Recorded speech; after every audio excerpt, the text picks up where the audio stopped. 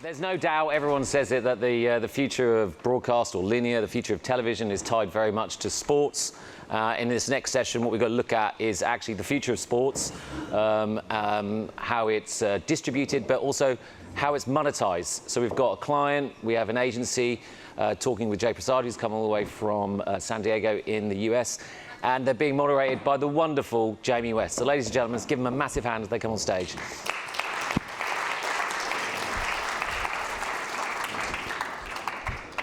Thank you.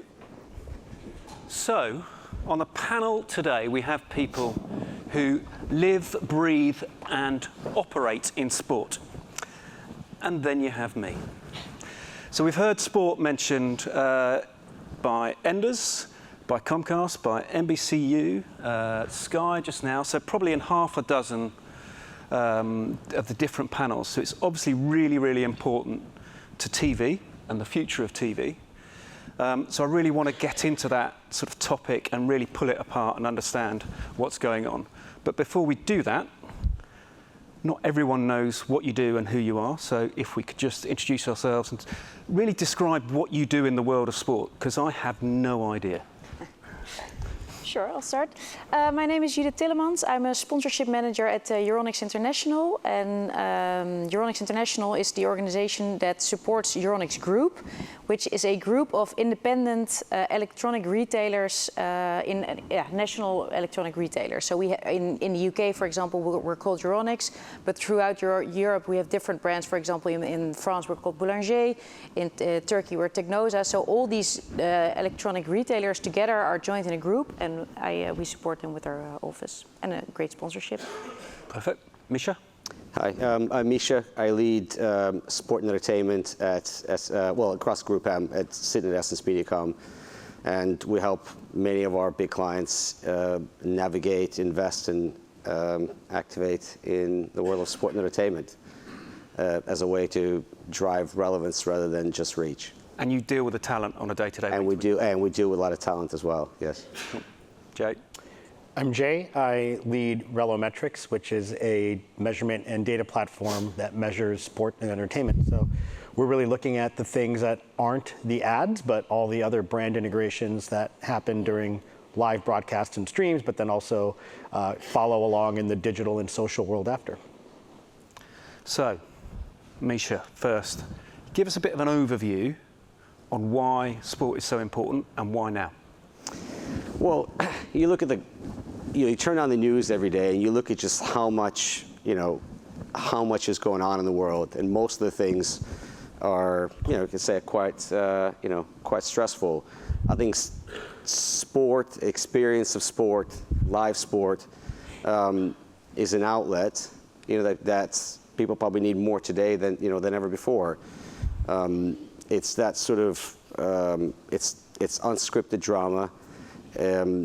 It draws people in, creates communities. It's something that we as human beings crave, and I think crave probably more today than ever before, and have the ability to experience sport in ways that we've never been able to experience.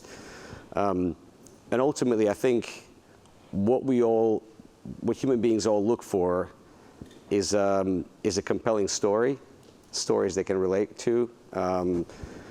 Stories, narratives they can follow, and I think sport is full of stories, and that's why it's so. That's why it's such a draw.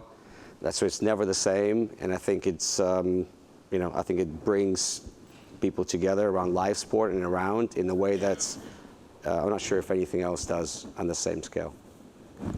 And it strikes me that the culture of sport has evolved quite a lot. It's moved from being a very traditional, sort of in my experience anyway, very traditional sort of male-centered sport to gender-neutral, ethnicity, everything. How's that impacting sort of the world that we operate in now? Judith? Oh, sorry. I think, like you say, sport is so important because it brings so much emotion and passion with people, and also with changes in our society. I think it's a great driver of that. I work in women's football. You see the enormous growth that's there, And you always knew it was going to happen, but through sports, you see, like, yeah, maybe it's a driver of societal change in a way. And you were saying earlier, actually, as we were stood backstage, about how people think about sport differently, and when you talk about the national team, you quite often get asked whether is that the men's national team or the women's national team, which is quite a big. It's changing. I have 2 young daughters, so if I say the national team's playing, they ask me, is it the men or the women? Yeah. Like I have a stepson who's 19. When I tell him the national team is playing, for him it's men. So it's really good to see that for the newer generation, it's equal. To them, it's like they're 2 equals, which in the past, unfortunately, was not yet the case. Yeah, yeah, and sport is going so much further and beyond sort of live TV and in person. It's going cross-platform, off TV. How's that changing the way that you guys, as on the, if you like, the demand side, the sponsors, the agencies that represent sport, how's that changing the way that you think about sport and bring it to life for brands and yourself? Misha? Yeah, I mean, look, for us, it's a, we always think of it as being, we have to be sort of people first. So if we're working with any of our clients, we have to understand how people are behaving. So how are they consuming sport?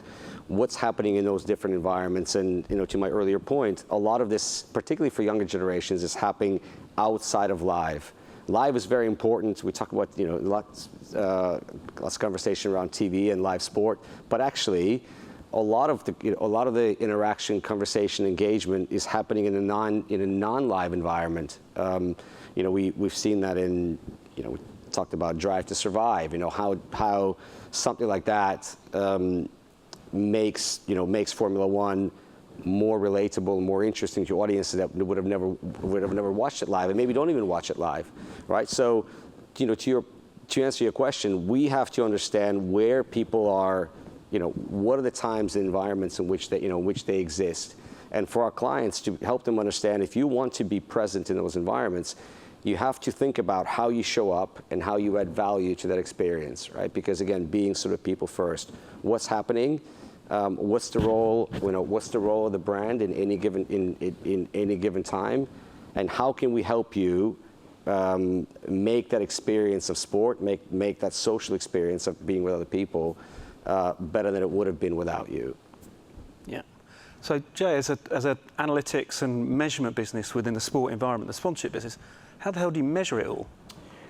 Yeah, it's a little bit different because you are actually using, we use computer vision based models to detect logos, right? Or to detect audible mentions. So there's, image, there's text, there's a lot of different ways in which brands are integrating into the live and non-live experience across sports, and increasingly now more in music, just because sport has gotten a bit demanding on the prices to get involved. So you really have to have a set of technology that can understand the sport, the placement within a sport, right? Is it the sideline LED? Is it the basket stanchion? I mean, there's hundreds of names and a taxonomy across all these different sports. And you have to sort of make sense of it and look at it in terms of both media equivalency value, but then also get down to the consumer and brand impact and recognition. We're also integrating search lift, so we understand the impact that a sponsorship for a kit launch is going to have in parts of the UK around search around that brand, for example. And the demand keeps growing. You talked a little bit about women's sport. We'd started doing women's sports measurement when budgets weren't there. We worked with the Las Vegas Aces in the WNBA the season before they won the championship, and they didn't have any budget for measurement, but we just did it anyway, which was great because to see them kind of have that success. I believe in 2024 it will be 5,500 brands have become new sponsors in women's sport. So, it's a super fast-growing space. You mentioned about the multi-platform nature of it. I think Formula One is probably a great example where it really grew the audience through a Netflix show. And then each week, I mean, the peak viewership in the US for Formula One, the Las Vegas race, I think is just under 3 million, so not huge. And on an average basis, it's like over about 1 million. But 80% of the value in the US for F1 comes on social. But in Europe, it's the flip side, right? And something like the NFL and Premier League are still 85% value driven through TV. But now social is kind of becoming its own place that's building fandom where distribution is going to matter a lot. So it is the fragmentation or a better diversification of the sport and the sponsorship and the event across all those platforms that almost creates a virtuous circle. Is that kind of how you think about it in your markets? Yeah, it's not a zero-sum game. It's not like people are, they're not watching TV and they're now in these. No, it just gives, these environments cater to different types, to different audiences, and I think it allows people to stay. They want to stay connected. That's the beauty about sport, is that yes, there is a game or there's a race, but people are interested in what's happening before. Who's fit, what are the matchups. Like these different types of environments allow them that sort of continuity all year round to stay connected to the thing that they really love. And if we can help clients be part of that. And sort of build out that ecosystem, then that's a win-win for everyone. And Judith, you're really committed to the WSL. What are your Euronics sort of objectives, aims, goals, learnings, probably more relevantly for the audience, out of that partnership? Well, we're a sponsor because we're based in all markets in Europe. We sponsor UEFA Women's Football. And one of the main objectives there is, if you look at all these markets, in general, we tend to have a quite old customer base, and most of our customers are male. So we do want to have a younger audience and also more females. And then if you look at the demographics from women's football, that was a perfect fit, because you do not alienate the men, but you do attract more women, more families who are going to matches. So the main objective was to change our customer base a little bit. And then, like you said, like sports is unscripted drama. To be able to attach your brand to that and use that drama and emotion to communicate around that, and use the great stories from within the sports to convert that to your branding. Yeah, that's an amazing opportunity, in my opinion. And also, I have to say, I've worked on the men's side before. There is such an collaborative drive to grow the women's sports, which you don't see in men's football, at least. So there's so much more optimism, positivism. So it's a really great object to tie your brand into. Perfect. And what are the innovations that you're seeing in the market that you can see, sort of, not just that have happened in the last year or so, but that are coming down the track that we can see sort of within the TV sector? We've had a lot of talk. I think it was Mark from NBCU was talking, and last year Discovery were talking about the fact that the Olympics, every sport, follow athletes, whatever. What are the sort of things that you're seeing coming to market in the coming time? Well, look, the biggest thing is athletes, and this isn't news, but athletes are becoming media, in their own right. And many of the athletes, you've seen what, Ronaldo, he goes on, opens a YouTube channel or launched a YouTube channel and now has whatever 50 million subscribers on there. They have that power. Again, this is all related to behaviors, because young people, particularly as they're getting into sport, are following athletes. Those athletes have, because of social media, have the ability to interact and engage with them without intermediation, right? So that there is you sort of close that gap. Fans have always wanted to be closer to the teams and the players that they love, and now they can. So I think what you'll see over time, and you're already seeing now, is the power and influence that athletes have is only going to grow, and now they have the ability to build an entire sort of ecosystem around themselves, right? So it's not just, hey, it's a media channel, but now when they partner, when they work with brands, they can collaborate with them in a completely different way. It's now they can have direct to consumer access as well, to sort of sell products and things like that. Whereas before you could only use them as just as a face. So I just think the role of athletes and role of talent will reshape, I think, the way that we see sport. And it's already happening, but it's going to happen. It's going to be accelerated in the next couple of years. Judith, any thoughts on that one? Well, what I think is like, okay, so sports is the basic, you need it, because that's where people watch. Now you have so many new outlets, for example, like Netflix documentaries, social media, where you can see the athletes, learn more about their stories, because there's so many interesting stories to tell, which are now accessible for fans. What I found very interesting is that with UEFA created branded content for us, that we, of course, measure everything, scores relatively well, but what's really performing well for us as a brand is very short social media snippets of highlights. Usually not even goals, but like a great touch. And there's some catchy music under it. And then, of course, you have to be a bit lucky that your brand is on the LEDs at that very moment. But that is what actually delivers a lot of value for us. So the social media channels, not only from the athletes, but also from clubs, those are extremely valuable for brands like us. So integrated sponsorship, not just across every single platform, every single touch point. Definitely, yeah. Continuing. And then in terms of sponsorship and the measurement of sponsorship and the analytics and the understanding of the value return, where are you seeing the innovation in that respect? Yeah, I think the other big trend sort of in this super cycle of sports is very globalized fandom, right? So if every week, I think the Premier League is watched in 120 countries, La Liga is distributed in 95 countries, and predominantly those broadcast feeds don't have localized sponsorship integrations. And so they are now all looking to start doing that. So in essence, like the first step of addressable sponsorship is just going to have market-specific ones. Even the NFL now, which is expanding its global broadcast, is going to have this thing called Global Feed, and they're going to look to have Brazil sponsors in Brazil and German sponsors in Germany. And obviously the data is really important in order for them to figure out how they're going to manage that inventory and then how to measure it, from a global perspective. So, you have to put together, and it's hard enough to put audiences together in one country, let alone trying to do it in all those countries. So it's a big opportunity and a big challenge. And the other thing that's happening in, let's call it the virtual asset space, is things that are actually enhancing the viewing experience. You've got, the ability to be, there's these alternative broadcasts, right? Disney's done that, for big events in the US, Nickelodeon has done that. And those are opportunities for other deeper, types of integrations.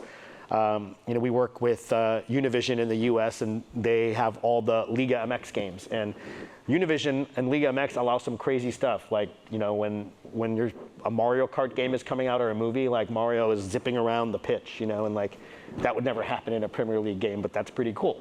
We work with the Canadian Football League, and they're going to now have a betting sponsor be the red zone. So anytime someone is in the red zone, it's going to light up, and there's going to be stats about what to bet. Right? I mean, that's pretty crazy stuff. Great opportunity, but those things are all like sort of innovations that are happening, to enhance the experience and enhance the monetization opportunity there. Cool. Well, I think vaguely cool. So this is obviously a TV conference, and so when you think back through the panels today, a lot of the analysts and the commentary has been about live sports and sports events being the last bastion of protection for TV, and it being a pillar to hold up viewing and in some instances grow viewing. I guess what I'd really like, and I think some of the audience would really like, is a prediction or a view on the future from you on the future of TV and sports together. And we'll start with Judith. I mean, I have a different interest. I want as many eyeballs as possible. So any channel, is it linear TV, is it pay TV, I don't really care, as long as the more the merrier, because the more people see my brand connected to the sport that I'm sponsoring. So I don't mind where. If it's social media, really, I don't care. But would you want every match live, being able to watch a single player or every player, different camera angles, obviously with your logo all over it? Yeah, of course, because it, like in Formula One, you can watch from each driver individually, so it tailors everybody's needs. So yes, the more the merrier also there. So and in channels and in like if it's possible to create productions where you can follow like a single player. I'm not sure if it's also the excitement of the match that's at least in football. It's interesting to watch. But but we have behind the scenes in the cameras, in the dressing rooms, for example. That's also where the drama happens. So that will be also very nice to see. Misha, two perspectives. One from the brands, what do you hope to see? But then from the talent, you have to deal with them all the time. What would they be looking for? Okay, so from a brand's perspective, I want to see, and I always say this, it's about the creativity at the end of the day, right? So it's not, people are inundated. Yeah, people are inundated with advertising. We're bombarded every day with more and more and more, right? So an ad agency. Yeah? No, but my part of the business is we try to sort of complement that with how do we make not reach but relevance, right? So, and the way that you win in that game is to be creative, is to behave outside of category norms, right? So, you either tell people something they've never seen, or either show people something they've never seen, or you tell people stories in a way they've never experienced, right? So it's one or the other. But if you're showing up in the same way that everyone else is in the category, you're just going to get lost. And from a talent perspective, I think we're entering this really exciting era where talent should be seen far beyond just their sort of profile and popularity. The ability to genuinely partner and co-create something that is of value rather than a transaction is the future for me. And I think everyone who's looking to work with talent should be thinking about it in that way, rather than sort of the way that we looked at talent 10, 15 years ago. I realise I shouldn't be calling them talent. They're athletes. Athletes, well. You did say that. Yeah. Jay, prediction? So I think whatever major league, sports league you're talking about, or the really innovative things that I think you'll see in the 2026 World Cup as it comes to North America, is that they have the same interest as the media companies and the streaming platforms, meaning there's already been hundreds of billions of dollars committed, and so this has to work. So I think there's a lot of ecosystem support to ensure that the promotion, the actual broadcast, we've talked a little bit about the innovations in the broadcast, but also all the shoulder programming. I mean, people don't realize how important that is, right? I mean, the NBA, TNT's NBA show just got traded to Disney as if it was, like an athlete, right? Because that program has got such deep following in and around the NBA. So, I think that broadcast and streaming will continue to be the pillar for sport. While sport might be the pillar for them, it's also for sport, because that's how all of this revenue is being generated. And then brands, of course, have to find the right way to be relevant and to get that reach. And then if you're a brand, the beauty of being involved in it is it does extend beyond the broadcast, and you will be able to connect with fans and be associated and affiliated with the things that people love. Things that people love. Perfect. Brilliant ending. With that, I'd like to thank our panel.